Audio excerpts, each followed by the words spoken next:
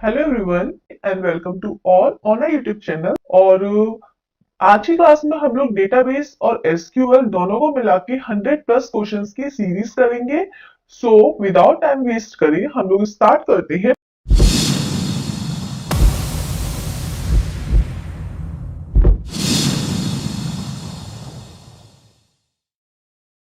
पहला क्वेश्चन है, A is an organised collection of data. तो भाई कलेक्शन ऑफ डेटा को हम सभी को पता है क्या बोलते हैं, डेटाबेस बोलते हैं।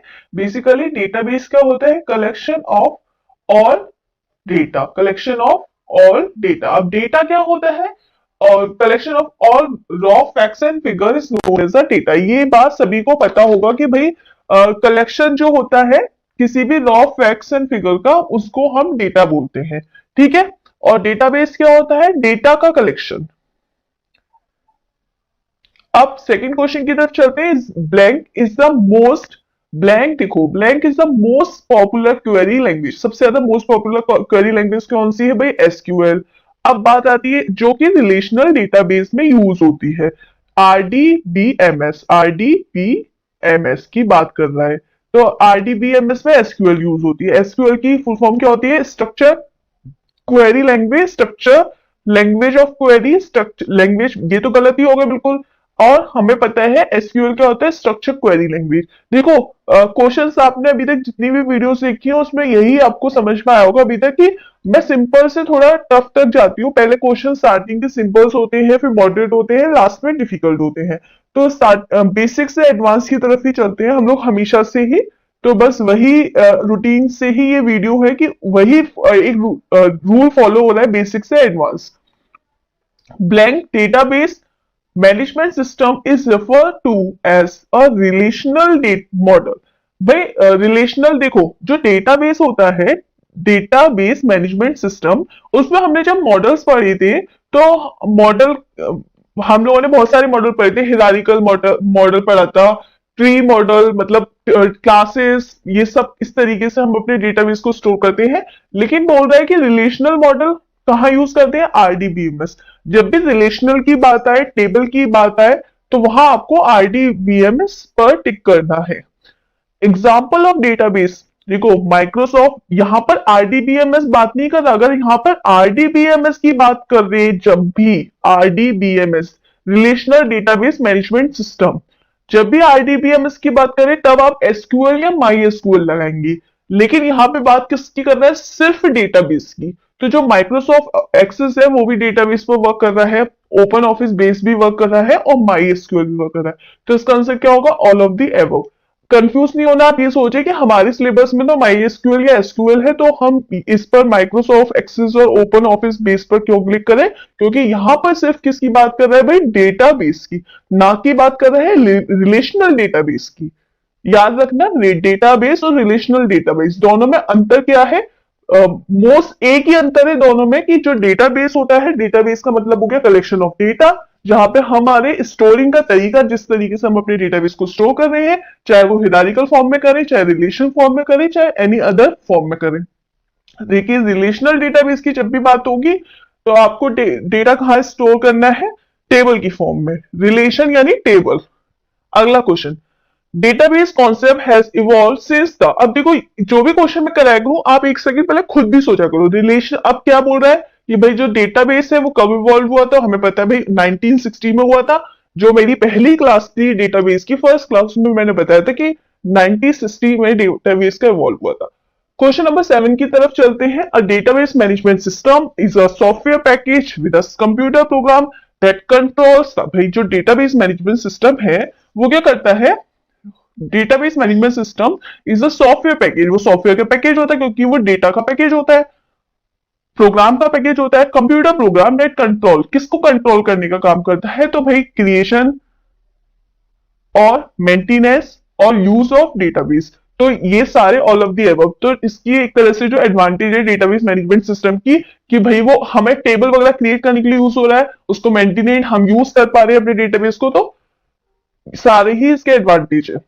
ए database is a integrated collection of, database किसका कलेक्शन है, डेटा रिकॉर्ड का, फाइल्स का, ऑब्जेक्ट का। बेसिकली हर बार पढ़ रहे हैं, दिमाग में अब तो रट जाना चाहिए, database is the collection of data. अब जो डेटा है वो क्या है, और रिकॉर्ड्स है, रिकॉर्ड्स हो सकते हैं, हमारी फाइल हो सकती है, इमेजेस हो सकती हैं, ऑडियो हो सकती है, वीडियो हो सकती है, ठीक है, ऑब्जेक्ट्स हो सकते हैं, और रो ऑफ एक्सेल फिगर हो सकते हैं। तो बेसिकली सारे ही होंगे ना, ऑल ऑफ दी एबव, ठीक है। अब नेक्स्ट क्वेश्चन की तरफ चलते हैं, question number 9। DBMS enable server user application program to access the database.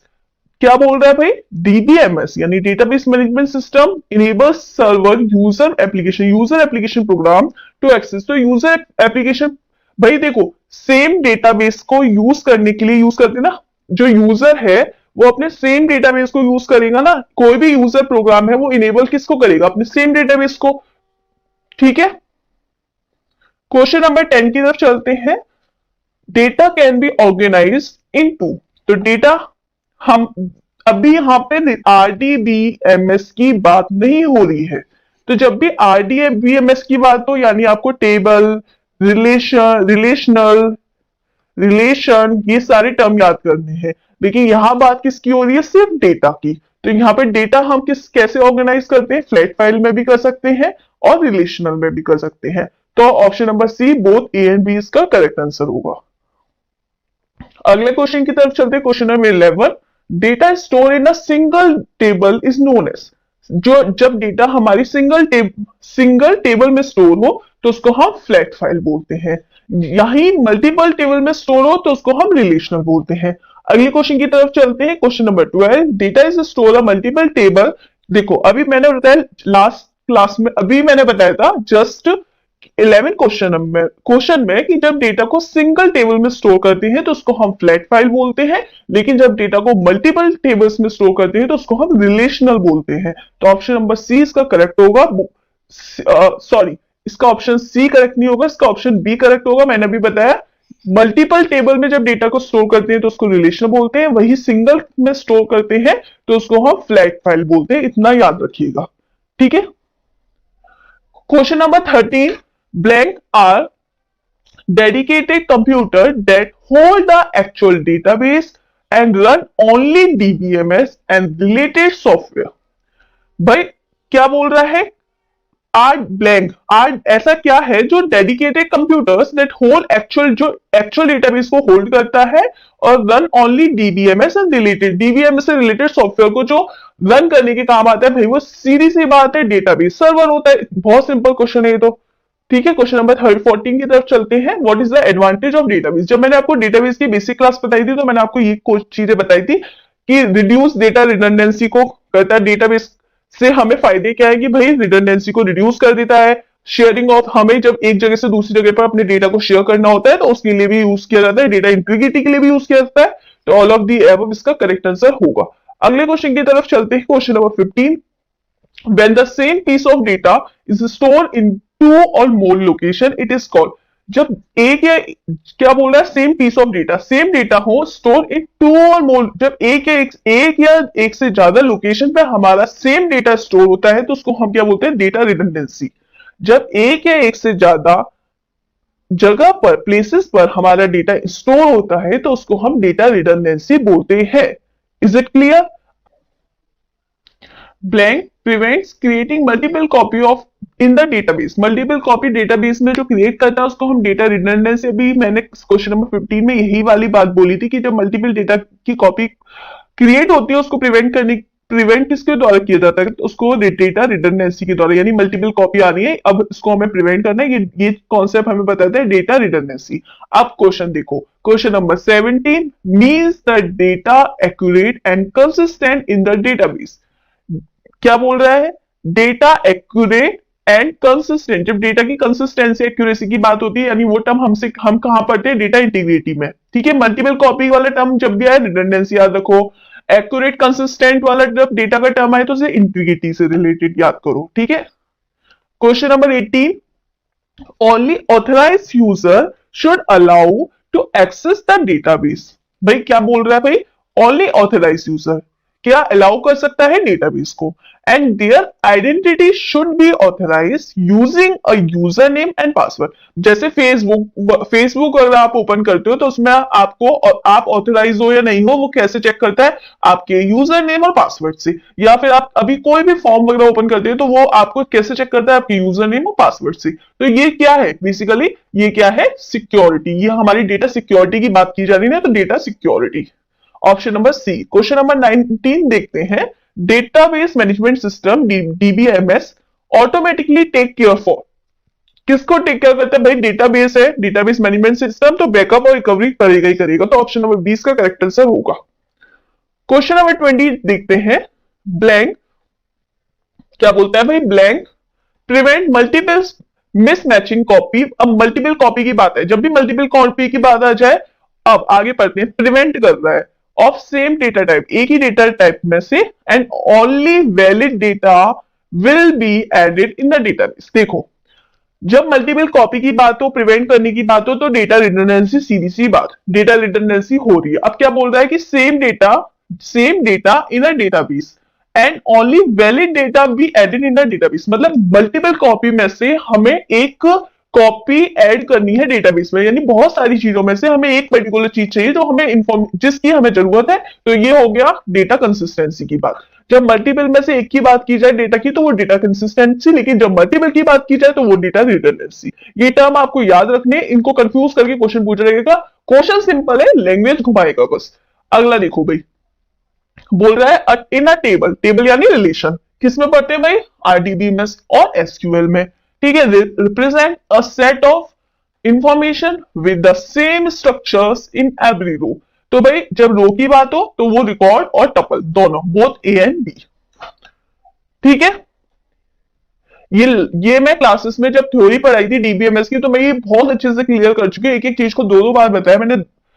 A blank is the actual text, number or date that you enter when adding data to your database। क्या बोल रहा है भाई, blank actual text, number, date you enter when adding data. जब हमें database में number, add, date ये सब डालना हो, जब ये सब हमें फिल करना हो, यानी हमें कोई टेक्स्ट फिल करना है, कोई नंबर फिल करना है, कोई डेट फिल करनी है, तो उसको हम क्या बोलते हैं, एसक्यूएल। जैसे कि मैंने आपको जब जब मैंने आपको एसक्यूएल पढ़ाया था तो मैंने आपको बोला था ना, जैसे इंसर्ट इनटू वैल्यूज। तो यहाँ पे क्या होता है, अब वैल्यूज में हमारे जैसे कि मैंने दिया, किसी का नेम दिया ए कॉमा, उसकी क्लास दी 10th, तो यहाँ पे हम क्या इंसर्ट कर रहे हैं, टेक्स्ट है, नंबर है, date. What is this, this is all are values, this is all are values. Option number A is correct. अब क्वेश्चन नंबर 23 है यूनिक फील्ड प्रेजेंटर। फील्ड जब भी यूनिक की बात हो तो सिंपल, आगे यूनिक की बात है, प्राइमरी की दिया है, कुछ देखना ही नहीं है। Option number A is correct. भाई यूनिक की कौन सी होती है, यूनिक फील्ड कौन सी होती है, प्राइमरी की। Question number 24, when a primary की, अब प्राइमरी की बात करना आगे देखेंगे, is applied in a multiple column. भाई ये चीज मैंने बताया था, जब प्राइमरी की मल्टीपल कॉलम में अप्लाइड हो तो उसको हम कंपोजिट प्राइमरी की बोलते हैं। प्राइमरी की सिर्फ एक होगी, प्राइमरी की कभी नल नहीं होगी, प्राइमरी की कभी खाली नहीं होगी। जैसे कि एग्जांपल के तौर पे जब आप कॉलेज या स्कूल में एडमिशन लेते हैं तो आपका रोल नंबर आपको स्कूल वाले दे रहे हैं, यानी किसी भी बच्चे का, किसी भी स्टूडेंट का रोल नंबर सेम नहीं हो सकता, लेकिन आपका नेम, आपका मोबाइल नंबर, आपकी क्लास सेम हो सकती है। तो ये जो वहां पर रोल नंबर है, वो रोल नंबर क्या है, हमारा रोल नंबर हमारी प्राइमरी की है। अब कंपोजिट की क्या हो गई, जैसे मुझे दो सेक्शंस हैं सपोज, तो उन दोनों को कंबाइन करना है, तो यहाँ पर रोल नंबर और यहाँ पर भी रोल नंबर होगा ना, तो इन दोनों में प्राइमरी की कॉमन आ गई, यानी प्राइमरी की एक से ज्यादा। फॉर एग्जांपल इसको भी समझ में नहीं आता तो इससे समझो, जैसे एक टेबल है, उसमें एक बच्चे का रोल नंबर है और उसके अलावा स्टूडेंट नेम है, स्टूडेंट नेम के अलावा हमारा मोबाइल नंबर है और मोबाइल नंबर के अलावा आधार कार्ड नंबर है। अब यहां पे जब रोल नंबर हम स्कूल वालों ने दिया तो रोल नंबर एक प्राइमरी की है, लेकिन प्राइमरी की एक से ज्यादा जब हो जाए तो उसको हम कंपोजिट की कहते हैं, मल्टीपल। जैसे कि आधार कार्ड नंबर भी डिफरेंट हो सकता है और सभी के पास सपोज, लेकिन जैसे सपोज एक स्टूडेंट है जिसके पास आधार कार्ड है ही नहीं, आधार कार्ड है ही नहीं तो वो प्राइमरी की नहीं होगी। वो क्या होगी? कंपोजिट प्राइमरी की। प्राइमरी की नल नहीं हो सकती, इसीलिए प्राइमरी की, जैसे बैंक का अकाउंट नंबर सबका डिफरेंट होता है, बैंक वाले आपको देते हैं ना कि आप बैंक को देते हैं। तो ये क्या हो गया? हमारी प्राइमरी की। लेकिन कंपोजिट की एक से ज्यादा जब प्राइमरी की बने, जैसे कि आधार कार्ड नंबर सारे 10 बच्चे हो, 10 का आधार कार्ड नंबर भी हो, 10 का आधार कार्ड नंबर डिफरेंट होगा, तो वो हमारी क्या बन जाएगी? Composite key. उस कंडीशन में कंपोजिट की हमारा रोल नंबर भी है और हमारा आधार कार्ड नंबर भी है, तो उस कंडीशन में कंपोजिट की बन गई। लेकिन अगर हमारे पास आधार कार्ड नंबर नहीं है, किसी 2-3 बच्चों के पास भी नहीं है, तो वहां पर क्या नल ही तो शो होगा। तो उस कंडीशन में हम प्राइमरी किसको बनाएंगे? रोल नंबर को, ना कि आधार कार्ड को। लेकिन अगर आधार कार्ड भी सभी के पास है और रोल नंबर तो दिया ही जा रहा है, तो उसको क्या बोलेंगे? कंपोजिट प्राइमरी की। ये चीज क्लियर हुई होगी, आई होप सो, समझ में आया होगा। अगला देखो, by default if a primary key is not defined, primary key जब डिफाइंड नहीं है, that column is known as, primary key जब किसी को डिफाइन नहीं है तो उस कॉलम को हम बोलते हैं फॉरेन की। देखो, फॉरेन की और प्राइमरी की में मैंने अंतर बताया था। जैसे कि फॉर एग्जांपल ये टेबल है, एक ये टेबल है, तो यहाँ पर रोल नंबर है, यहाँ पे स्टूडेंट नेम है, यहाँ पर कोई यहाँ पर कोर्स है और रोल नंबर है। ठीक है। अब इस वाली टेबल के लिए प्राइमरी की ये है, लेकिन इस वाली टेबल के लिए भी तो रोल नंबर प्राइमरी की है, तो दोनों में सेम है। दोनों को अगर हमें ज्वाइन करना हो तो हम रोल नंबर के द्वारा ज्वाइन कर सकते हैं ना। अब लेकिन इस वाली टेबल की अगर मैं बात नहीं करूं, तो यहां पर मैंने इसको क्या बनाया था? फॉरेन की। दूसरी टेबल, एक जो टेबल हमें गिवन होती है और जो यूनिक होती है और जो नल नहीं हो सकती, उसके अलावा जो दूसरी टेबल की प्राइमरी की होती है, उसको एज अ हम फॉरेन की कंसीडर करते हैं। तो bye default if a primary key is not defined, और अगर एक और चीज, अगर हमें जैसे कि किसी को, मेरे को प्राइमरी की बनाना है, मैंने बोला जैसे ही लिखते हैं ना, यहाँ पे एसक्यूएल आ गया, उसके बाद मैंने लिखा कुछ, मैंने कोई भी एक मान के चलो, मैंने कोई भी एक नॉर्मली अपना डेटा टाइप लिखा है, उसमें मुझे प्राइमरी की बनानी है। सपोज मान के चलो, मैं मानती हूं अभी,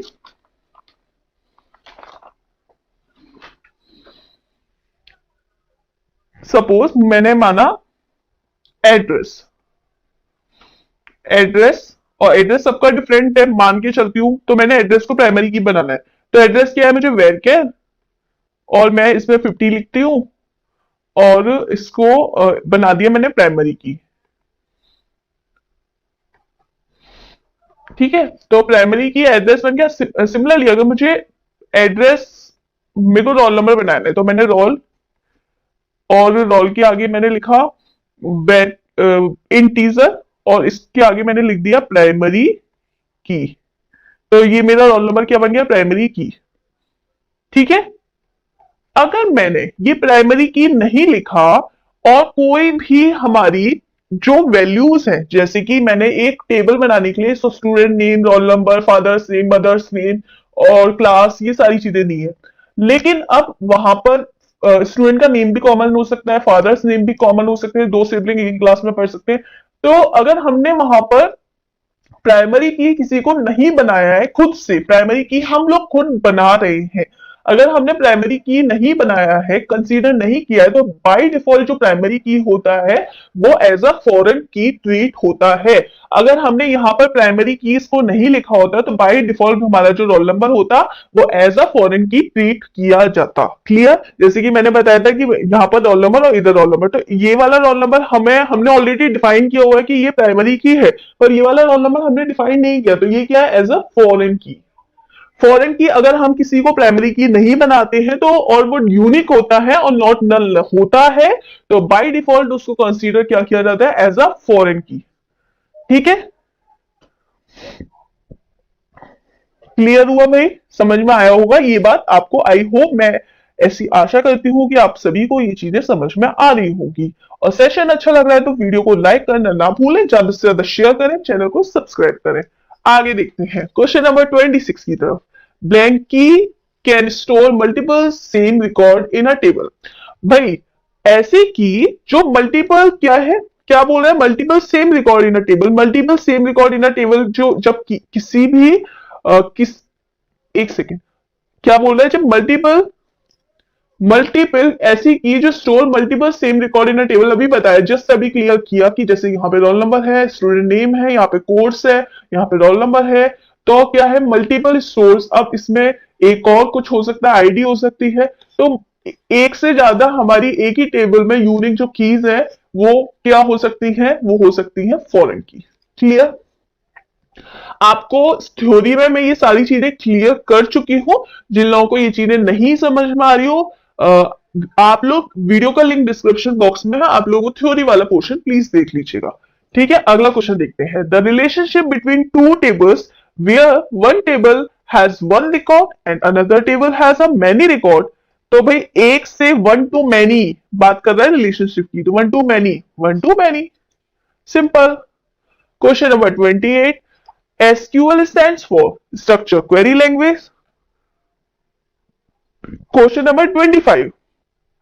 A blank is a collection of data components organized in a form of vertical column. तो भाई वर्टिकल कॉलम की बात की जा रही है, किसकी बात की जा रही है? वर्टिकल कॉलम की इन अ हॉरिजॉन्टल रो। तो वर्टिकल कॉलम हॉरिजॉन्टल रो में किसको बोलते हैं? Vertical columns and horizontal row. तो क्या हो गया भाई? टेबल। एक टेबल किससे मिलकर बनी होती है? रो और कॉलम से। तो यही बात कर रहा है कि vertical row and horizontal row and vertical column से मिलकर क्या बना है? टेबल। देखो option number A is the correct.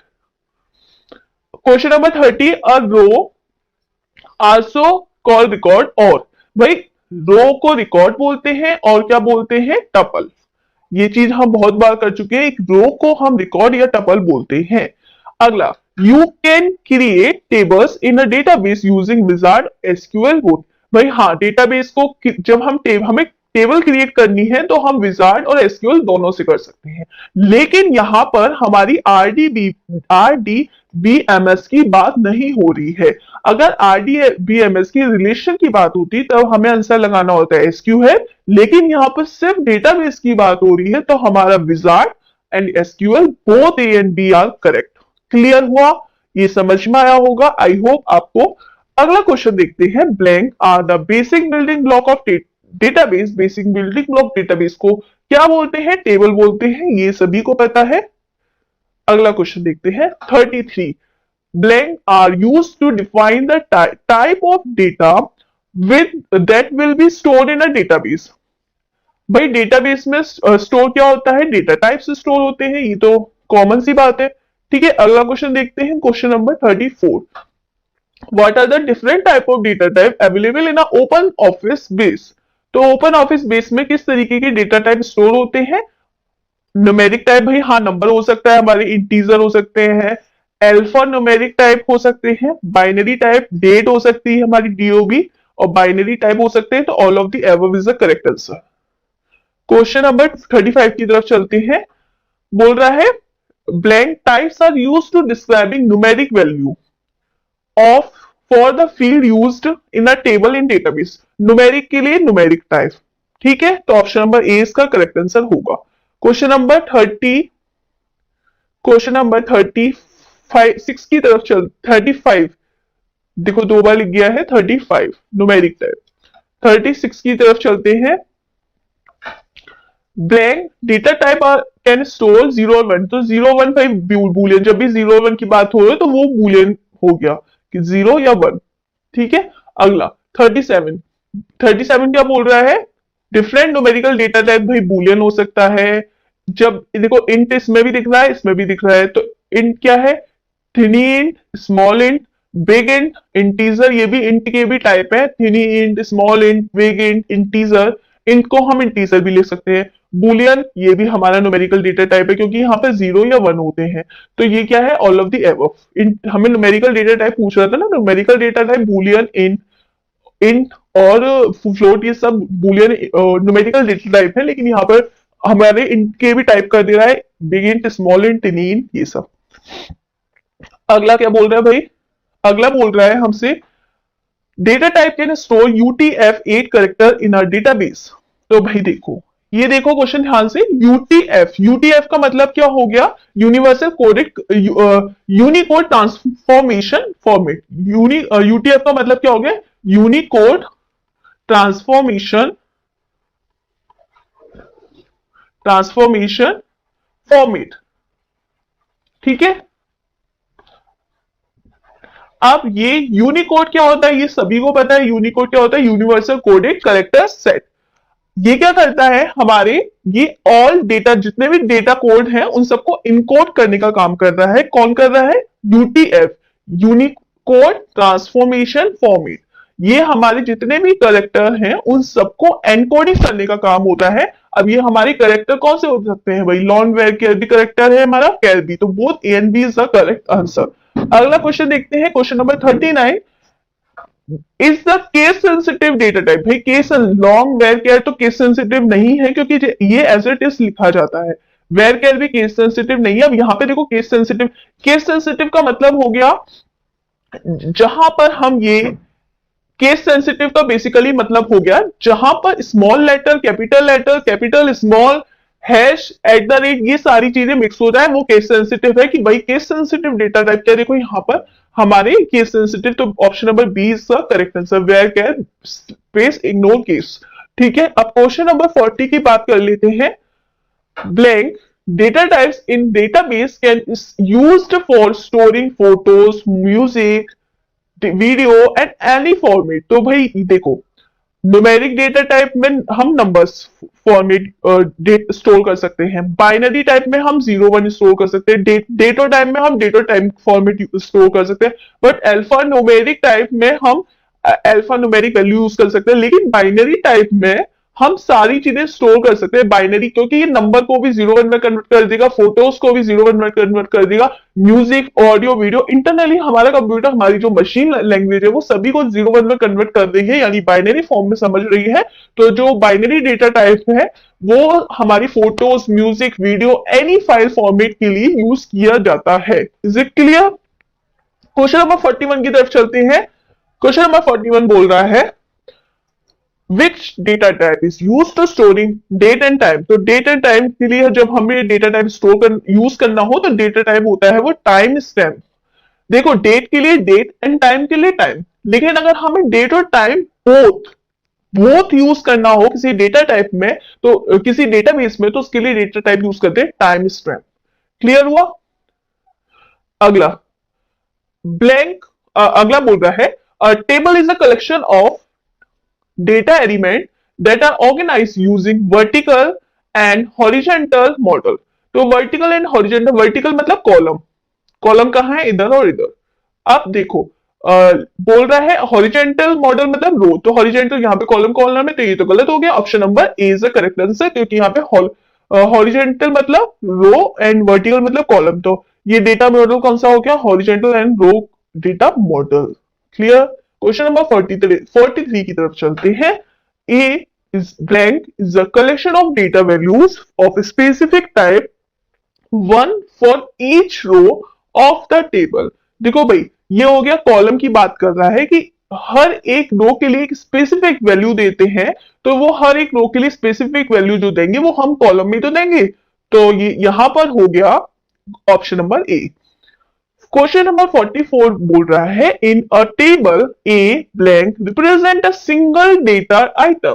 Single data item हमारा रिप्रेजेंट होता है रो में, टपल में, बोथ एंड बी। तो भाई रो की बात हो रही है तो बेसिकली वहां पर हम टपल में ही तो सिंगल डेटा स्टोर कर रहे हैं, और कहां रिप्रेजेंट कर रहे हैं, एक रो में। तो both A and B is the correct answer. Question number 45 की तरफ चलते हैं। Blank are used to identify which type of data we are going to store in the database। तो भाई क्या आइडेंटिफाई करते हैं, कोई भी हमें डेटाबेस बनाने हैं तो उसमें हम डेटा के लिए किस टाइप को आइडेंटिफाई करते हैं, that is data type. Option number A is the correct answer. Question number 46 की तरफ चलते हैं। Just have a wait. बोल रहा है there are ways to create a table. तो टेबल को क्रिएट करने का क्या पूछ रहा है, वेज पूछ रहा है। तो टेबल को दो तरीके से क्रिएट किया जा सकता है, एक तो TSQL स्क्रिप्ट। क्या भाई, TSQL स्क्रिप्ट। सेकंड तरीका है कि हम टेबल डिजाइनर इन SQL, टेबल डिजाइनर इन SQL। ठीक है।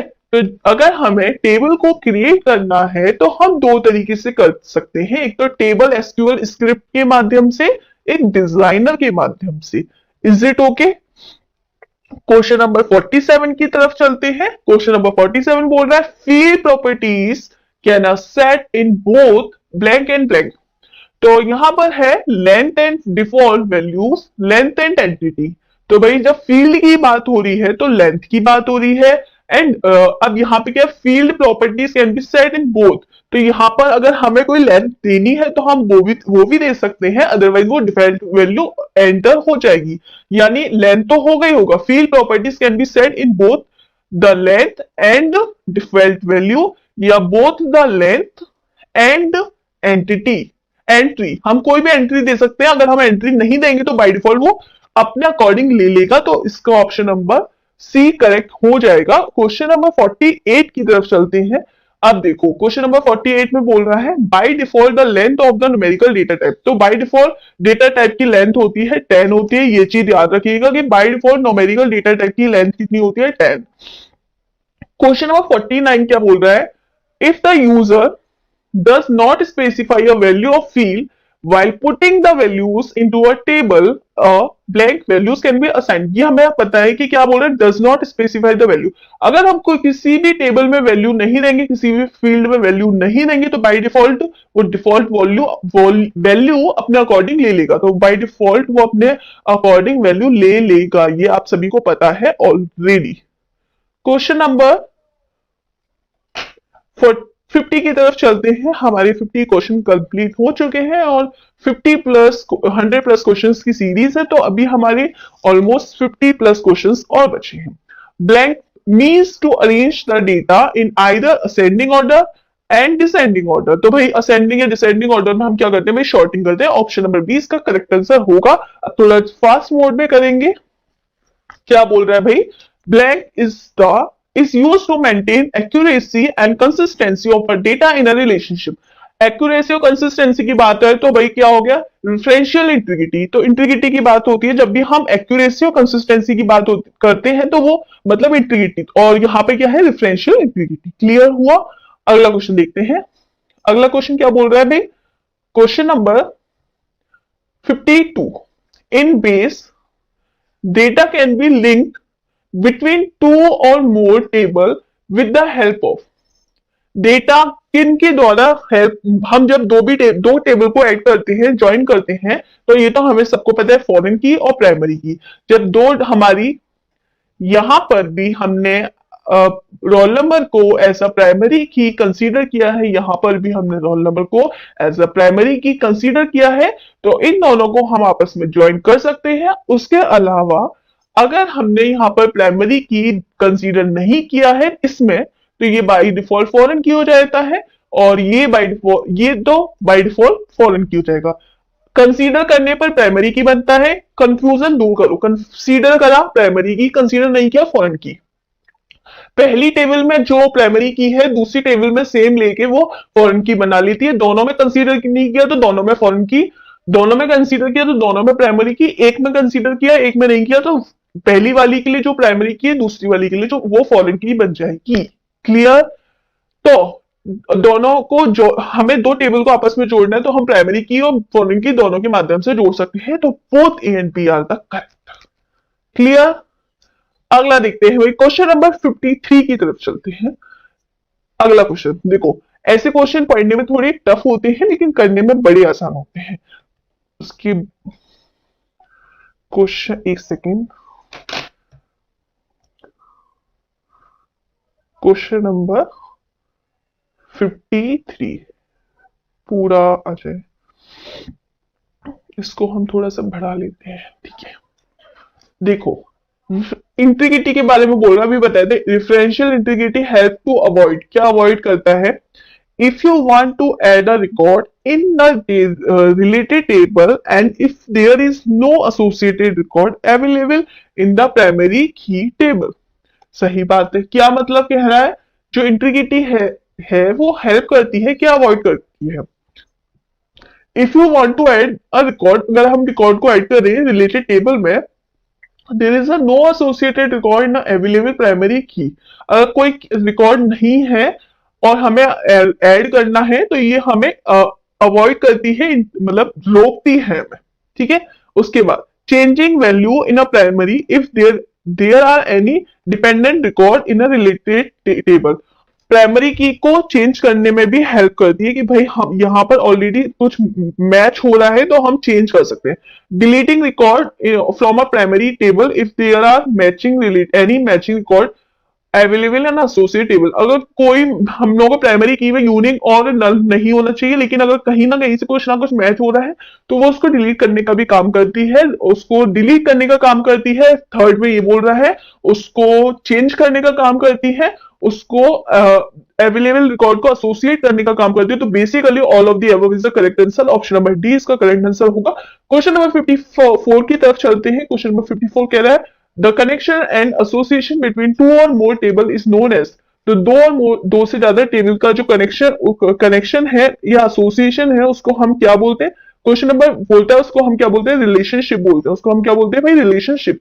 अगला क्वेश्चन बोल रहा है question number 55 relationship between tables haves to. तो टेबल जो रिलेशनशिप होता है वो क्या करता है भाई? हमें टाइम बचाता है, save time, reduce data entry error, summarize data from the related table. तो ऑल ऑफ द अबव इसका करेक्ट आंसर होगा। आंसर देखते हैं। ठीक है, ऑल ऑफ द अबव। अगला बोल रहा है question number 56 what are the different type of relationship which can be created table.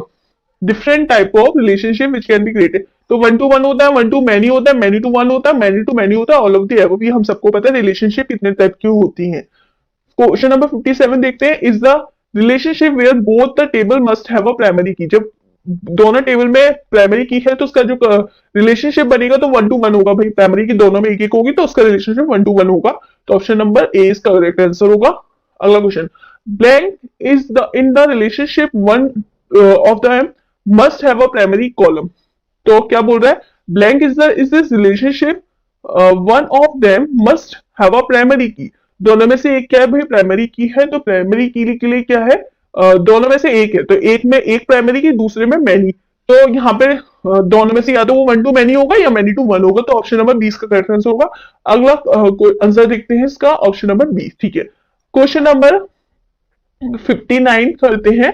बोल रहा है blank is the standard form for command that define the different structures in the database. तो भाई different structure database को हमारा define करता है। Define कौन करता है? डीडीएल। डीडीएल मतलब डेटा डेफिनेशन लेवल, जो हमें स्ट्रक्चर प्रोवाइड करता है। जैसे कि अगर हमें घर का स्ट्रक्चर चाहिए तो घर का स्ट्रक्चर कौन? आर्किटेक्चर डिसाइड करेगा। सिमिलरली अगर हमें डेटाबेस का एक सिर्फ स्ट्रक्चर चाहिए तो स्ट्रक्चर की बात डेटा डेफिनेशन लैंग्वेज में हम करते हैं। क्लियर हुआ? अगला क्वेश्चन देखते हैं, एक सेकंड वेट करिएगा। Question number 60। तो क्वेश्चन नंबर 60 क्या बोल रहा है? ब्लैंक, एक सेकंड,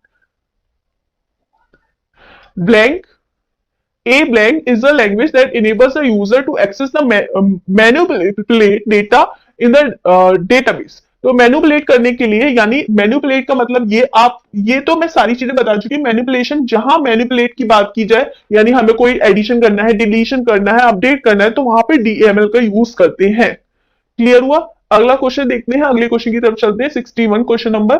तो blank a blank is a subnet of a DML. तो डीएमएल का सबनेट क्या होता है भाई? ये सबको पता है, क्वेरी लैंग्वेज। हम क्वेरी लैंग्वेज का से डीएमएल का subnet is a subnet. Query language is a subnet of DML that just deals the information retrieval. भाई हमें एक तरह से याद रखो, जब हमें कोई भी चीज को अपडेट करना है, डिलीट करना है, तो हम एसक्यूएल क्वेरी लैंग्वेज के द्वारा करते हैं ना, तो ये सब नेट है। अब popular data manipulation language, data manipulation language हमारी स्ट्रक्चर क्वेरी लैंग्वेज है, दैट इज एसक्यूएल। ये सभी को पता है। There are types of relationship. तो कितने टाइप की रिलेशनशिप होती है? 3 तरीके की रिलेशनशिप होती है, one to many, many to one और मैनी टू मैनी। ठीक है। Blank means that the query hides certain data, मतलब सर्टेन डेटा को हाइड करना and display only when you want see based criteria you provided. भाई सिर्फ जो हमें चाहिए वही हमें प्रोवाइड करना, बाकी को हाइड कर देना। तो ऐसा ये हमें बोलते हैं, फिल्टरिंग बोलते हैं हमसे, data filtering. Blank a blank statement use क्या बोल रहा है, a blank statement use to display the zero record and multiple record. Zero record और मल्टीपल रिकॉर्ड किसके द्वारा होते हैं, सेलेक्ट के द्वारा। किसके द्वारा भाई, ए सेलेक्ट स्टेटमेंट। हम जब सेलेक्ट स्टेटमेंट करते हैं, select statement use to display zero record and multiple, हमें रिकॉर्ड को डिस्प्ले करने के लिए हम क्या यूज करते हैं, सेलेक्ट कमांड का यूज करते हैं। लास्ट क्लास में मैंने आपको एसक्यूएल पढ़ाते समय ये चीज बताई थी अच्छे से। अगला बोल रहा है, देखो क्या बोल रहा है भाई, to retrieve all the columns table of the system of the syntax. कोई भी हमें टेबल का रिट्रीव करना है, कॉलम को रिट्रीव करना है, तो मैंने आपको बताया था हम क्या यूज करते हैं, सेलेक्ट कमांड का, सेलेक्ट स्टार फ्रॉम जो भी टेबल का नाम है। जैसे कल मैंने लास्ट क्लास में केवी के नाम से टेबल बनाई थी, तो केवी, ठीक है। तो ऑप्शन नंबर सी इसका करेक्ट आंसर होगा, select star from table name. अब आपको ये भी समझ में आ रहा होगा कि एग्जाम में क्वेश्चन किस तरीके से पूछे जाते हैं। अभी तक आप जो डाउट में थे कि मैम क्वेश्चन कैसे आते हैं, तो वो भी आपका आई थिंक डाउट क्लियर हो गया होगा। आप क्या बोल रहे हैं, to display the record containing the same data type from the value clause can be use to select. भाई हमें किसी पर्टिकुलर डेटा, हमें पर्टिकुलर क्वेरी की जरूरत है कि हमें पर्टिकुलर, सपोज हमें कोई भी चीज पर्टिकुलर चाहिए कि जैसे कि एग्जांपल के तौर पर मेरे को मुझे चाहिए कि सेलेक्ट, सेलेक्ट चाहिए। अब क्या चाहिए मुझे, स्टार फ्रॉम, और अपनी टेबल जो भी मैंने कल टेबल बनाई थी जैसे केवी, तो अब आगे क्या लिखूंगी, वेयर, वेयर, वेयर मुझे चाहिए सैलरी का रिकॉर्ड, सैलरी, ठीक है, या फिर मुझे चाहिए रोल नंबर का रिकॉर्ड, ठीक है। तो यहाँ पे मैं किसका किसका यूज करूंगी, वेयर क्लॉज का। अगर मुझे पर्टिकुलर किसी कमांड को चाहिए, पर्टिकुलर किसी क्लॉज को चाहिए, तो उसके लिए मुझे वेयर क्लॉज, वेयर का यूज करना पड़ेगा, वेयर क्लॉज का। अगला क्वेश्चन है,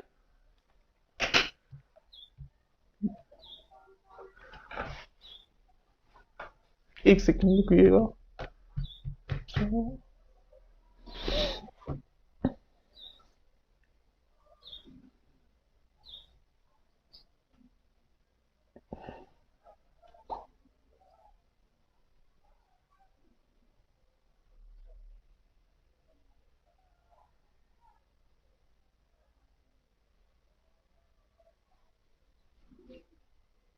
हम लोग कहां पर थे, हम कहां पर थे, क्वेश्चन नंबर देखते हैं, चलो पता नहीं अचानक से क्या हुआ। हम यहाँ पर थे क्वेश्चन नंबर वेयर पर, हाँ। क्वेश्चन नंबर 68 देखते हैं, शॉर्टकट की executing the open office base. Open office base को के लिए शॉर्टकट F5 की, बेसिकली ये बीच में आ गया है, ये एग्जाम में पूछा जा सकता है आपके, वैसे भी जो फंडामेंटल वाले क्वेश्चन है उनमें तो पूछा जा ही सकता है ये क्वेश्चन। क्वेश्चन नंबर 69 देखते हैं। भाई देखिए क्या बोल रहा है, to view record ascending order का, ऑर्डर बाई, जैसे कि मुझे, जैसे लास्ट क्लास में मैंने बताया था, अगर मुझे किसी और किसी का व्यू देखना है तो मैं क्या लिखूंगी यहाँ पे, जैसे एसक्यूएल होता था हमारा, तो अब यहाँ पे क्या लिखेंगे, सेलेक्ट स्टार फ्रॉम, अब टेबल का नेम जैसे कि केवी था, उसके बाद में लिख देती हूँ मतलब मैं ऑर्डर बाई, जैसे इसमें ऑर्डर बाई, अब मुझे नेम चाहिए स्टूडेंट का, तो यहाँ पे क्या आ जाएगा, ए बी सी डी से जो भी पहले का, जिसका ए का नेम होगा, जिसका बी का होगा, देन सी का होगा, ऐसे वो अपने अकॉर्डिंग ऑर्डर बाय कर लेगा। जैसे अगर हमको नेम की जगह रोल नंबर चाहिए, तो जिसका रोल नंबर पहले होगा ऑर्डर बाय रोल, तो मैं जिसका रोल नंबर पहले होगा वो आ जाएगा।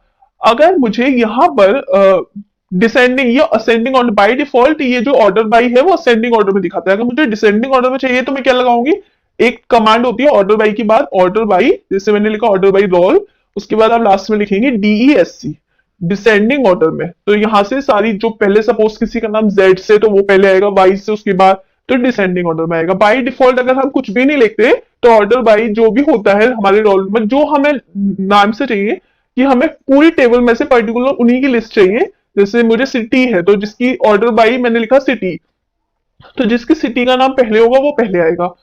तो अगर मुझे चाहिए डिसेंडिंग ऑर्डर में पहले, तो मैं DESC लगा दूंगी, तो यहां पर डिसेंडिंग ऑर्डर में आ जाएगा। तो इसका आंसर क्या हो गया, ऑप्शन नंबर 20 का करेक्ट आंसर हो गया। क्वेश्चन नंबर अगला देखते हैं, क्वेश्चन नंबर 70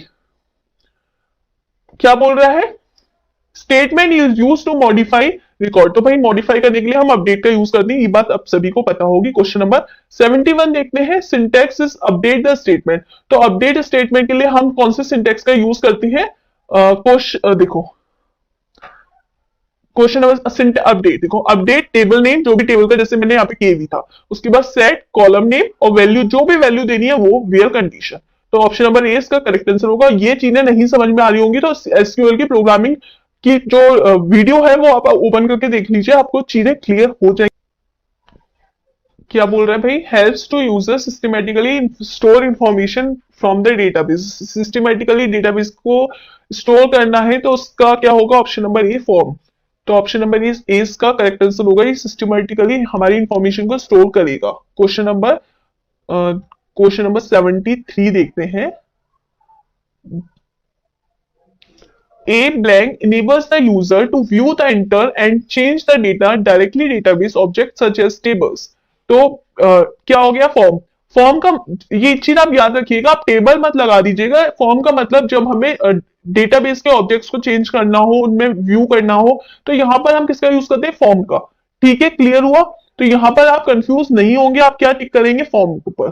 और अगर आप एसक्यूएल की प्रोग्रामिंग थोड़ी सी देख लेते हैं, थ्योरेटिकल पोर्शन भी उसका प्रोग्रामिंग पोर्शन देख लेंगे, तो चीजें आपको ज्यादा अच्छे से क्लियर होगी। क्योंकि ये बेसिक चीज तो आप कर सकते हो डायरेक्ट एमसीक्यू से, बट थोड़ा प्रोग्रामिंग शायद मेरे ख्याल से नहीं कर पाओ, तो उसको आप पहले प्रोग्रामिंग थोड़ी थोड़ी सी देख लो। ठीक है, अगला question, blank statement retrieve zero और मोर रो in one or more database tables और डेटाबेस व्यूज। तो भाई क्या बोल रहा है, रिट्रीव जीरो और मोर रोज को अगर हमें रिट्रीव करना है from one or more database table, बहुत सारे एक या एक से ज्यादा डेटाबेस में से अगर हमें किसी पर्टिकुलर रो को रिट्रीव करना है, तो उसके लिए हम क्या यूज करेंगे, बताइए। एक या एक सेलेक्ट का, उसके लिए हम यूज किसका करेंगे, ऑप्शन नंबर ए इसका करेक्ट आंसर होगा। अगला क्वेश्चन देखते हैं, क्वेश्चन नंबर 75 बोल रहा है by default data is arrange. अभी मैंने बताया था ऑर्डर बाय क्लॉज, तो इसमें हम बाय डिफॉल्ट, जब हमारा बाय डिफॉल्ट अगर हमें डेटा को अरेंज करना है तो बाय डिफॉल्ट डेटा हमारा असेंडिंग ऑर्डर में आता है। ये बात क्लियर हो गई होगी सभी को। जैसे मुझे बाय डिफॉल्ट लिखा है order using order by clause, तो बाय डिफॉल्ट क्लॉज का मतलब कोई भी हमें टेबल, जैसे मैंने लिखा सिटी का नेम लिखना है, रोल नंबर लिखना है, स्टूडेंट का नेम लिखना है, तो बाय डिफॉल्ट क्लॉज का मतलब वो क्लॉज पर्टिकुलर जहां जो भी हमारे टेबल में उस हेडिंग का नाम है, यानी उस फील्ड का नाम है, उस एट्रीब्यूट का नाम है। क्वेश्चन नंबर 76 देखते हैं, बोल रहा है, क्या बोल रहा है भाई, statement is use to modify record in a database. तो मॉडिफाई करने के लिए अपडेट का यूज करते हैं। अगला क्वेश्चन बोल रहा है 75 to remove one or more record from the database use to statement. तो वन और रिमूव करने के लिए क्या यूज करते हैं, वन और मोर डिलीट का। तो सिंपल डिलीट का ऑप्शन करेक्ट होगा। A blank provide the user to systematic way of storing information into database form. तो क्या हो गया, form. Provide user to systematic way of storing, systematic way में data को स्टोर करने के लिए हम फॉर्म का यूज करते हैं। ये बात आपने अभी तक फॉर्म में पढ़ चुका होगा।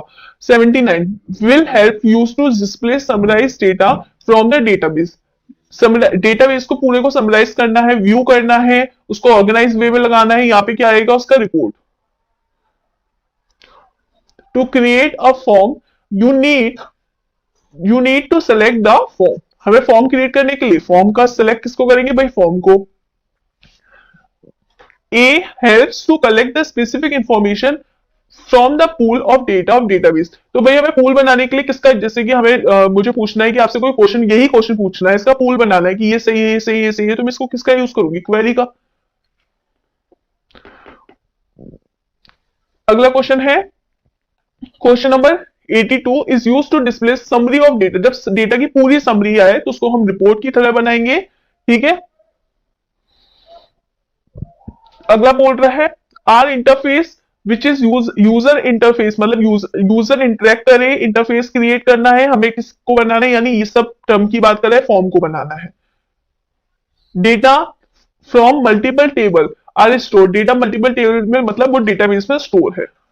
अगला क्वेश्चन की तरफ चलते हैं, question number 84 which of the following is not an example of RDBMS. तो भाई माइस्क्यूएल एग्जांपल है, ओरेकल भी एग्जांपल है, और पोर्टली एसक्यूएल ये भी एग्जांपल है। तो नन ऑफ दीज का आंसर होगा।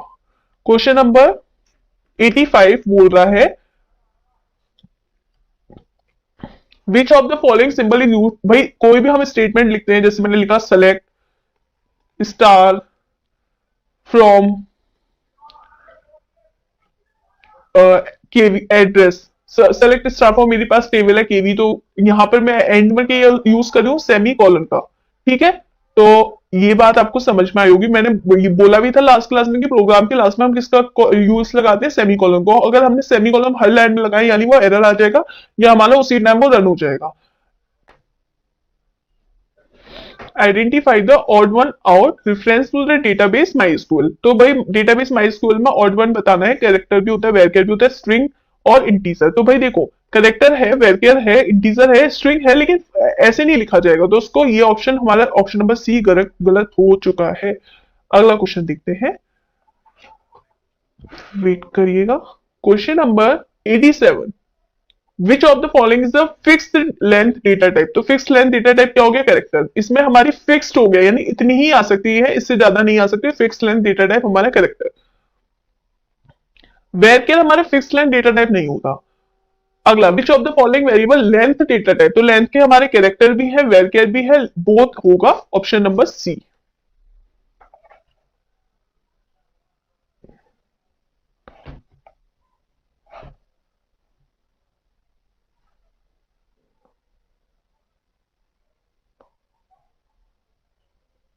एक सेकेंड, मुझे कंफ्यूजन है।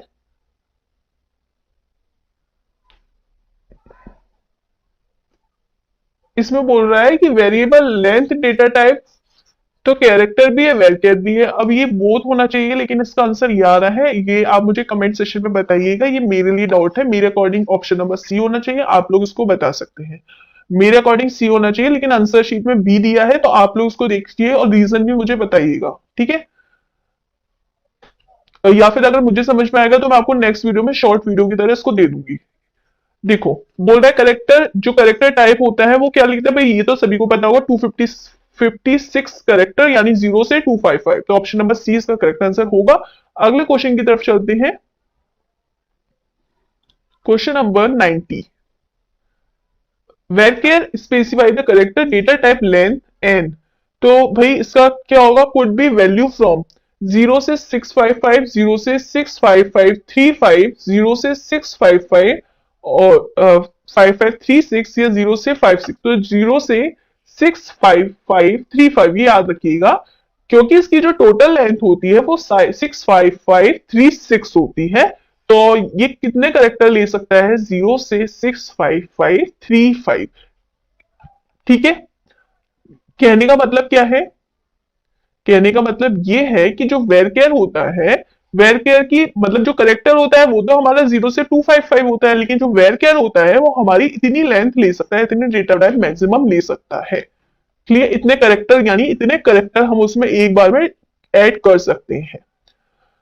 Int data type in my SQL, जो इंटीजर होता है वो माई एसक्यूएल में उसका जो साइज होता है स्टोरेज का वो होता है 4 बाइट्स। अगला क्वेश्चन देखते हैं, question number 92, data type holds the numbers from decimal. Decimal जब होल्ड करेगा तो उसको हम फ्लोट बोलते हैं, ये बात सभी को पता है। क्वेश्चन नंबर 93 देखते हैं, question number 93, each float value MySQL occupy 4 byte. तो ईच वैल्यू कितना स्टोर करती है, 4 byte.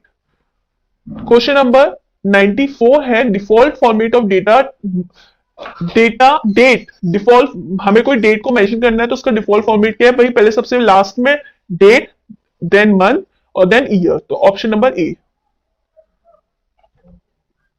Question number 95, name N attribute for which fixed length string suitable.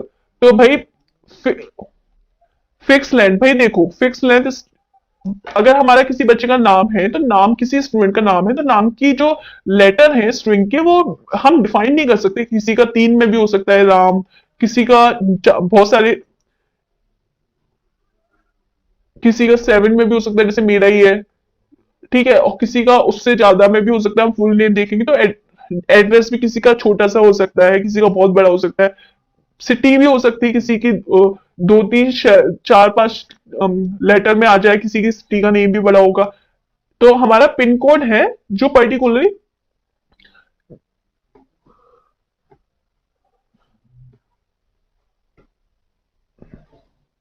जैसे किसी का पिन कोड ये है, तो यहां पर पर्टिकुलर पिन हमें डिसाइड है, जैसे ये तो पर्टिकुलर पता है पिन कोड हमारा इंडिया में 60 डिजिट का है, तो बाकी मुझे ऑल कंट्री का नहीं पता, लेकिन पिन कोड हमारा fixed length string data type है, तो सी इसका आंसर करेक्ट होना चाहिए।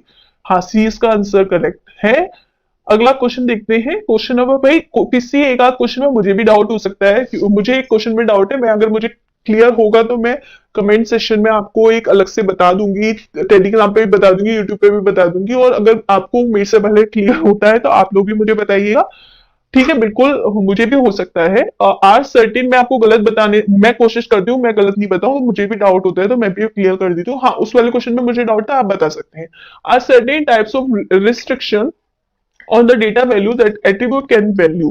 देखो भाई, certain restriction on the data value and attribute can be constraint। तो हम जो constraint होता है, अब ये लास्ट क्लास में मैंने आप लोगों को constraint के बारे में बहुत अच्छे से क्लियर किया था कि भाई हमारा जो constraint होता है वो क्या होता है।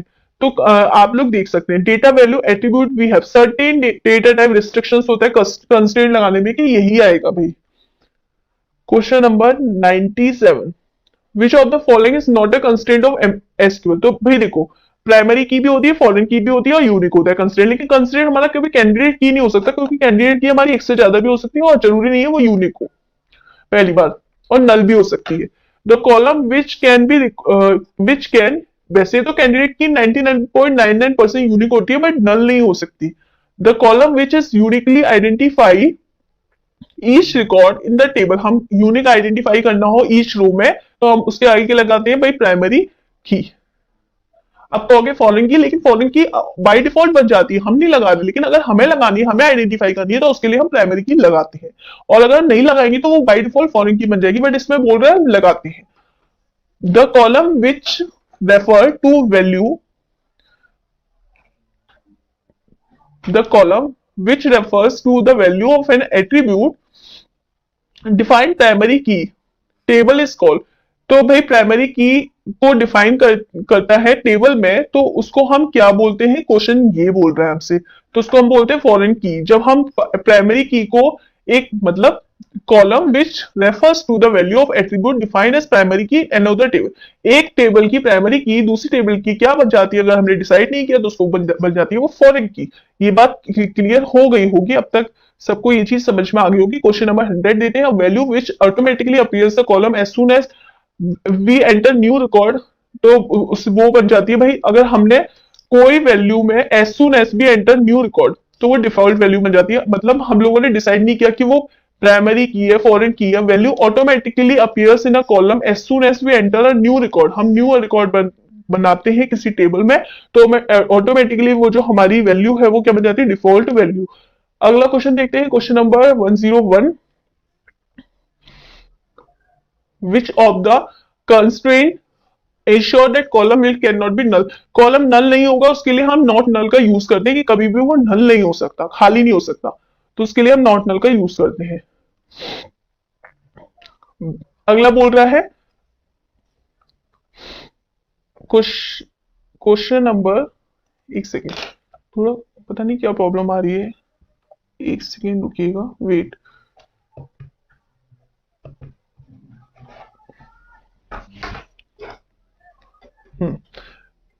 पेन और कर्सर एक साथ चलता है, तो वो ये हैंग करता है थोड़ा सा।